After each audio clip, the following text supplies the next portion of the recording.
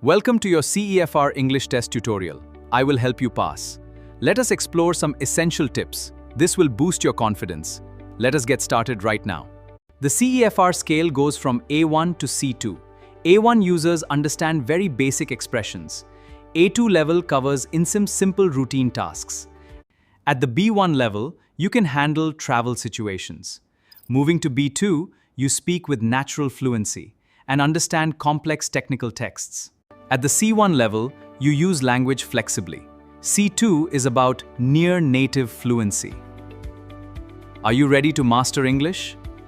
One of the biggest mistakes students make is memorizing essays or interview responses. Here's the problem. The examiner can usually tell when an answer sounds. Instead, learn ideas, not scripts. Tip number 1. Build everyday vocabulary. Instead, master the vocabulary you actually use. Topics like family, travel, food, and work. Tip number 2. Think directly in English. Stop translating from your native language. Train your brain to connect ideas. Use picture actions instead. This changes everything. Tip 3. Listen every day.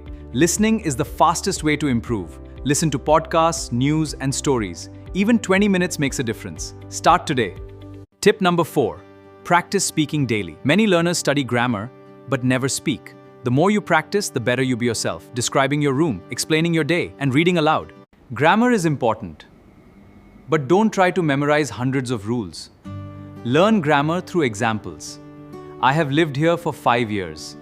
Reading improves everything: vocabulary, grammar, writing, speaking. Read short news articles, English blogs. Read something you actually enjoy. Before the exam, sleep well, eat properly, arrive early, listen carefully. Don't panic if you don't know one word. The examiner wants to understand your English. Confidence makes a huge difference.